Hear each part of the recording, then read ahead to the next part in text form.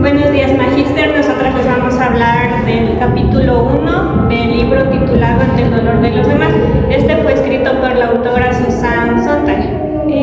Primeramente les vamos a dar una pequeña biografía de quién es la autora. Susan Sontag nació el 16 de enero de 1933 en la ciudad de New York. Fue una escritora estadounidense considerada como una de las intelectuales más importantes del siglo XX. Fue vigorosa activista a favor de los derechos humanos y contra la guerra. Su obra incluye novela, teatro y sobre todo el ensayo. Publicó su primera novela en 1963 titulada El benefactor y posteriormente dos ensayos muy leídos durante la década de los 60 titulados Contra la interpretación y Notas sobre el campo.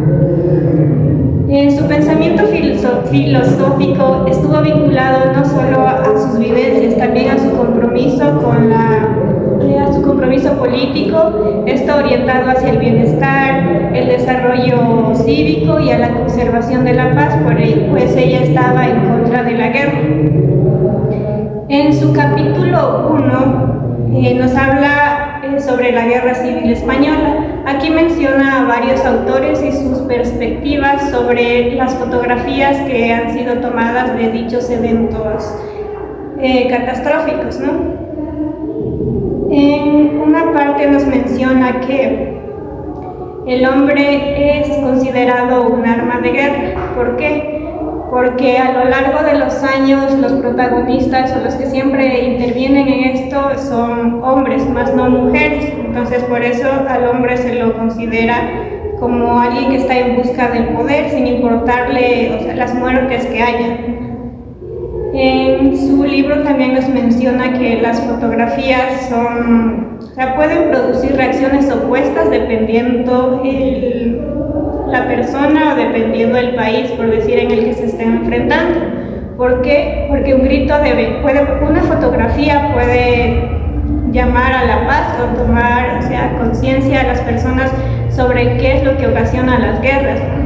Entonces, y esto también es algo opuesto porque también puede ser un grito de venganza, ¿no? ¿Por qué? Porque el otro país afectado, tras la muerte de sus compatriotas. En conclusión de este capítulo podemos decir que la autora mantiene que el mundo que se muestra a través de las imágenes de guerra es un lugar muy pequeño. ¿Por qué? Porque no se muestra tal cual como es la guerra. No es lo mismo ver fotografías que estar ahí presentes en ese acto, ¿no? En consecuencia nos dice que nuestro conocimiento de la guerra no es un conocimiento real, sino que es un conocimiento mediado por la cámara. Primera pregunta, ¿cree que en la actualidad se puede abolir la guerra? No, porque ahora en la actualidad existen muchos conflictos entre países. Como pudimos darnos cuenta, tenemos un ejemplo en Palestina, que hubieron muchos conflictos por territorios, por poder, la economía. Entonces eso dejó muchas pérdidas humanas. Siguiente pregunta. ¿Por qué en la actualidad la gente ya no se conmociona al ver las fotografías de las personas heridas en guerras? Las personas hoy en día han perdido la sensibilidad por el dolor ajeno o la humanidad. Ver que las personas se están destrozando o están heridas, muchas veces no les interesa. Si ven que un amigo o alguien en guerra ven cómo está mutilado, muchas veces es que ya no sienten nada, ya no sienten empatía o el dolor ajeno. Es porque han perdido la sensibilidad y si no es algo que les involucra personalmente, ya no sienten ningún dolor.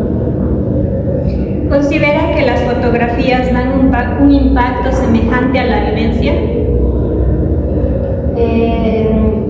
No son lo mismo, como dice la autora, porque la vivencia es muy distinta al solo captar fotografías de los hechos. Y es muy diferente, ya que, como lo dije, entonces sería mejor el vivenciarlo y sentir la experiencia que al regirnos en una fotografía. Obviamente sí podemos visibilizar y contextualizar lo que sucedió ahí, pero no sabemos con cierta razón qué en realidad sintieron esas personas en ese instante.